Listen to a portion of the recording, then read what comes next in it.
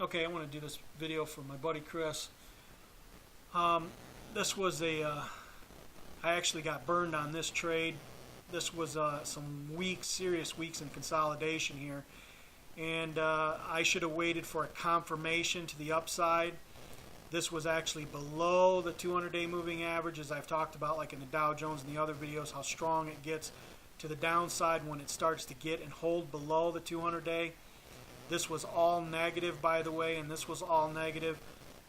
Sometimes you just screw up and you have to admit your mistakes. I was in here trying to look for that end of the year Santa Claus rally and hope that this thing was going to kick back up to about 80 bucks, and I got burned on it big time. I was not I just tried to get antsy and tried to time the trade, and that never is a good idea, and I paid for it. My buddy Chris actually got in lower here at the consolidation, and I'm guessing probably when it got over the zero line and started to look a little positive after this holding up real nice in this area here, and then it ran up, and I think he just got out of it last week or whatever. It was a great trade.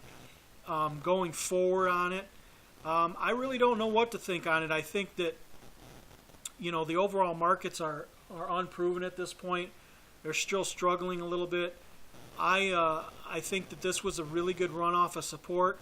I don't know that I'd want to short it here. I think what I'd have to wait for is maybe, because there's not much risk to reward. I mean, if this thing goes up a little bit, which I suspect it probably will, you know, you're looking at maybe about $70, and you're at 66 now, and it probably won't hit exactly 70, but you know, you're looking at not as much reward. To get a bullish standpoint on this, honestly, where it's at now, I want to get it above the 200-day moving average again, test the moving average, and then get a nice break and a run to the upside. I would really like that as a positive trade, or I wait till this gets right about at the 70 and watch it start to break down and then short it from there. I like that scenario better. Right now, I think it's just in an area where you can't really touch it. I think you got to wait till it plays out. It either going to break down here in this area, which is about $63. If it breaks down at 63, it's going to want to take the lows at 58 or even 56 here. I like that as a short opportunity, and as a long opportunity, like I said, I know just for me, I want to wait because it's so close to the 200-day. I want to wait till it gets above it and test these old areas right here, and then makes a break to the upside. And I think at that point, you can get an easy 80 or 85 out of it if it runs to the upside after the 200-day moving average. Or if this breaks down, you're going to get an easy run to 58 or lower. And I don't know where we go after 58. Let's just take a look. Yeah, see, that's a really heavy area. And that's why I like to look left, and you could see that. That's why I always like to look at history. See, now that I've actually looked at 10 years of the chart, you could see why it held up here. Look at this. This is where the breakout occurred. This is where it had been the old area for a long time. You had some spikes above it, sure.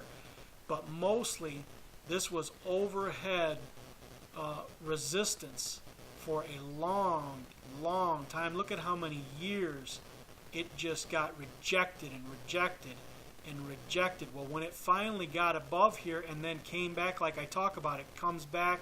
Let me blow that up just a little bit so you can see that. Okay, let's go back here just so you can see that. Okay, this is exactly what I'm talking about here. When it finally got above here, it ran a little ways. You didn't want to chase it, but it came back and tested it once and held up, and then tested it again, and then she really just took off to the move because that area had held and it was good to go. This is exactly the same scenario what I'm talking about right now. I want it to see about getting back above this area, which is this old area here. And if it holds, then it'll take off and go. If it doesn't, it's going to be just like before for these number of years. It's going to get rejected. So this is a really important test, and we have to see how that plays out. So that's why I say there's really no trade here yet. You can always wait because it's going to test it a time or two, and then you can get involved in the trade either to the downside or to the upside, but I'd wait for a little confirmation here or a little confirmation in the breakdown until the rest of the year.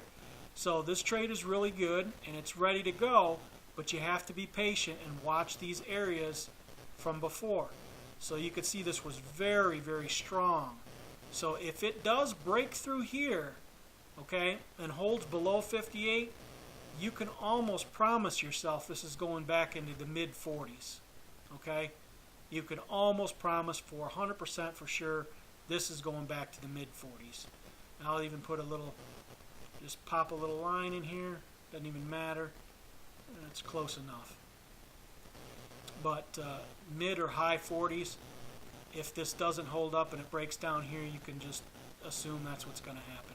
But if we hold up here and the markets get a little positive and we get going, this thing is going to run up real nice. But right here, no trade. Chris, hats off to you. That was a perfect trade. I didn't look left on this thing far enough. I wasn't watching it after I got burned.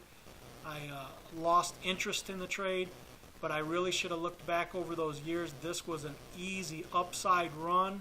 It sure dipped a little bit below, but then it held. That was an easy upside run. Hats off to you. You did a great job on that trade. You couldn't have executed it any better. You got it perfect above the zero line with the MACD and coming off the bottom here with the RSI, and that was a great trade. That was man, even if you caught it at 60, well, that was still a $6 up move. That's a great trade, especially if it's an option trade. That was really profitable. So okay, so we'll follow this one here a little bit more, but like I said, right now it's in this area with no can do. I would wait to see maybe a little jump and then hold, and then see if because I think that it's going to be attracted to this 200-day moving average. It's almost there now. The question is, will it get above it, hold and run, or will it fail and break down? You watch these areas and it'll let you know when to do it and what to trade it. But right now it's a no trade for a couple of points yet until we see how it plays out. Good luck and be safe.